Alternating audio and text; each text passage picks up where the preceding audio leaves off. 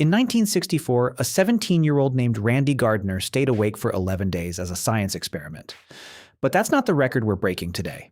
In 1972, a fisherman named Poon Lim survived 133 days adrift at sea with almost no water, rationing rainwater drop by drop, and he's still recognized as holding one of the longest documented survival at sea records in history. Now picture the opposite extreme. Hold your breath right now. 15 seconds in, your body is already panicking. Two things you cannot live without, and one kills you nearly 2,000 times faster than the other. Oxygen gives your brain almost no room to improvise. Brain cells start dying within 4 to 6 minutes without it, and the damage doesn't build gradually. It accelerates fast, each stage of failure making the next stage worse. The brain burns through roughly 20% of your body's total oxygen despite being a small fraction of your body weight, and it has no way to store extra for later. There's no reserve tank sitting somewhere in your skull waiting to be tapped. Water works completely differently. The commonly cited survival range without it is 3 to 7 days, and some documented cases, including Poon Lim's, have stretched well past that under the right conditions, particularly cooler temperatures and minimal physical exertion. Extreme heat and heavy activity can cut that window down dramatically, sometimes to under 2 days, but the body still has real tools to fight back with in the meantime. So why is the gap this massive? Oxygen fuels the final, most efficient stage of energy production inside your cells, a process called oxidative phosphorylation.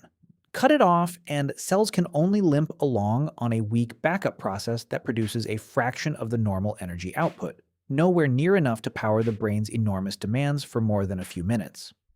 Water, on the other hand, is critical too, regulating temperature, transporting nutrients, cushioning your organs and joints. But your body evolved entire systems just to buy itself time when supply runs low, shutting down urine output, pulling moisture from less critical tissues, adjusting blood volume on the fly to keep vital organs running. This split goes back to evolution itself. Water shortages happened constantly throughout human history: droughts, long treks across dry land, bad seasons, so bodies that could ration water had a real survival edge, and that trait got passed down and sharpened over enormous stretches of time. Some researchers point to the kidney's remarkable ability to concentrate urine as one of the clearest signs of that fine-tuning, a system built specifically to squeeze every last usable drop back into the body before letting anything go to waste. Oxygen loss was almost never survivable to begin with, which is exactly why the body never bothered building a graceful way to handle it. If you couldn't breathe in nearly every ancestral scenario, you were already in the middle of drowning, choking, or being strangled. There was no evolutionary payoff to developing a slow, efficient oxygen conservation system, because nothing that lost oxygen for more than a few minutes lived long enough to pass that trait on to offspring. The exceptions are telling. Deep-diving mammals like whales and seals evolved extraordinary oxygen conservation adaptations over millions of years, purely because oxygen scarcity was a repeated, survivable part of their environment.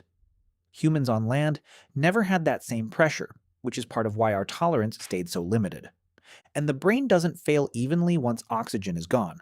It fails in stages, each one worse than the last. Within the first minute, you typically lose consciousness. By minute 4, cells start dying in the hippocampus, the region tied to memory formation. By minute 10, the odds of surviving without severe permanent brain damage collapse, and most medical guidelines describe the outlook at that point as extremely poor. This is exactly why cardiac arrest protocols are built entirely around minutes rather than hours. Every single minute without effective circulation and oxygen delivery measurably lowers the odds of a full recovery. Water deprivation, meanwhile, unfolds over days rather than minutes. Thirst and dry mouth show up within hours. Over the next day or two, blood volume drops, and the heart has to work harder to circulate what's left, straining organ function along the way. Only after several days of severe dehydration does it become truly life-threatening: kidney damage, dangerously low blood pressure, eventual organ failure. But the slower timeline gives the body, and often outside help, real time to step in and reverse course before it's too late. That's exactly why emergency protocols treat these two threats so differently. Airway and breathing come before almost everything else in an emergency, ahead of nearly every other concern, because there's no room to wait even a few extra minutes. Dehydration is serious and can absolutely be fatal, but it allows for triage, transport, and treatment on a timeline that oxygen loss simply doesn't give you. Paramedics are trained to address breathing problems within seconds of arriving on scene, while dehydration, even severe dehydration, typically gets addressed only after more urgent, time-sensitive threats have been ruled out or stabilized first. There's also a psychological twist buried in all of this. The panic you feel when holding your breath isn't actually triggered by low oxygen levels directly. It's triggered by rising carbon dioxide in your blood, which your brain interprets as an urgent signal to breathe immediately. That's part of why trained free divers can push past that initial panic through practice, gradually adjusting their tolerance to that carbon dioxide buildup. But that adaptation has firm limits, and it doesn't change how fast actual brain damage begins once oxygen genuinely runs out. It only changes how long someone can tolerate the discomfort of holding their breath before reaching that point. So the next time you catch your breath after holding it too long underwater, that jolt of panic isn't an overreaction. It's an ancient, razor-precise alarm system built for a threat that, throughout almost all of human history, meant there were only minutes left to fix it. How long do you think you could actually go without water compared to without air? If this made you want to test one of them, hit subscribe. There are plenty more strange questions waiting for answers.